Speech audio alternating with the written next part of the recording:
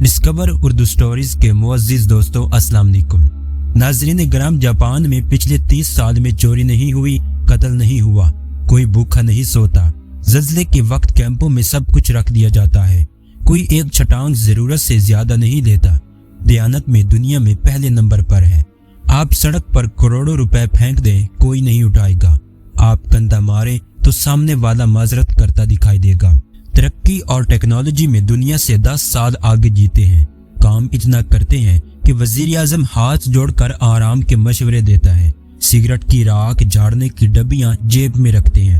صفائی اتنی ہے کہ سڑکوں میں منہ نظر آئے۔ وقت کی پابندی اتنی کہ 5 منٹ ٹرین لیٹ ہو جائے تو پوری کمپنی بند کر دیتے ہیں۔ اخلاق اتنا بلند کہ آپ حیرت سے منہ تکتے رہ جائیں۔ اخلاص، مہمان نوازی اور ثقافت کمال۔ محبت وفا اتنی کہ جاپانی بیوی پوجا کرنے لگ جائے اور آپ کو اتنا کھلائے کہ موٹے ہونے کا خوف طاری ہو جائے۔ چاول کی فصل مرغوب غذا۔ ایک دفعہ قحط پڑا تو 30 سال کا ایسا ذخیرہ کر لیا کہ دنیا سے چاول نایاب ہو گئے لیکن وہاں سے ختم نہ ہوئے۔ جاپانی جس کے ہو گئے بس پتھر کی لکیر ہے۔ نظام صحت ایسا کہ ایک ٹائلٹ آپ کو پورے جسم کی تفصیل دے دے۔ 2 نمبری اور بے ایمانی کا تصور محال۔ اور اب آتے ہیں کہ جس ملک میں لاکھوں لوگ تبلیغی اجتماعات میں جاتے ہیں، جہاں لاکھوں لوگ دعوت دین کے لیے سفر کرتے ہوں، جہاں سے لاکھوں لوگ بیت اللہ، عمرہ اور حج کے لیے جاتے ہیں، میلاد النبی صلی اللہ علیہ وآلہ وسلم کے موقع پر ہر شہر جلوسوں میں لاکھوں لوگ شامل ہوں، جس ملک میں ہر رات لاکھوں محافل میلاد اور درس قرآن ہوتے ہوں، جس ملک میں یوم عاشورہ والے دن لاکھوں لوگ غم حسین رضی اللہ تعالی عنہ میں عزاداری کرتے ہوں، جس ملک میں عید اور جمعے میں بڑے بڑے اجتماعات ہوتے ہیں، جس ملک میں تسبیحات پڑھنے والے لاکھوں میں اور درود و سلام کی تعداد اربوں میں ہو، وہ ملک ایمانداری میں دنیا میں 160ویں نمبر پر ہے۔ اور کافروں کا جاپان دیانت داری میں نمبر 1 ملک قرار پائے تو سوال تو اٹھے گا کہ ہم کس کو دھوکہ دے رہے ہیں؟ ہم خود کو دھوکہ دے رہے ہیں یا اپنے خدا کو دھوکہ دے رہے ہیں؟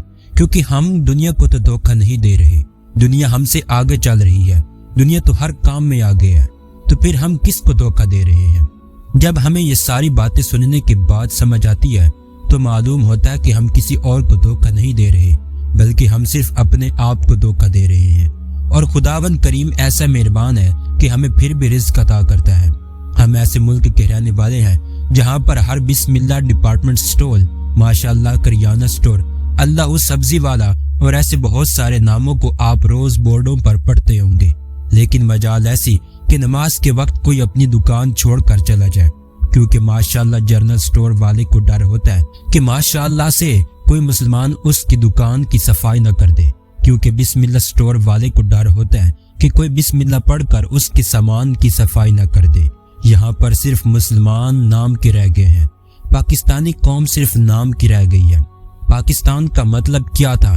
لا الہ الا اللہ۔ ہم جاپان چلے جائیں تو جن لوگوں کو ہم کافر کہتے ہیں، انہوں نے قرآن میں سے تمام چیزیں لے لی جو ہماری میراث تھی، اور ہم نے تمام الٹی چیزیں اٹھا لی جو کسی وقت کافروں کی میراث تھی۔ زندہ درگو آج بھی ہم لڑکیوں کو کر دیتے ہیں۔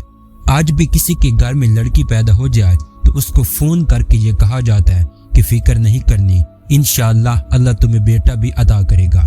ارے بیٹے مانگنے والوں، پہلے اپنے ایمان تو مانگ لو۔ میں آج اپنے دیکھنے والوں کے ساتھ مل کر اللہ رب العزت سے یہ دعا مانگتا ہوں کہ میرے پروردگار پاکستان کا مستقبل روشن فرما۔ میرے پروردگار ہم تمام انسانوں کے دل سے میل کو نکال دے، بے ایمان لوگوں کے دلوں سے بے ایمانی نکال دے۔ میرے پاک پروردگار ہمیں سکون والی زندگی عطا فرما۔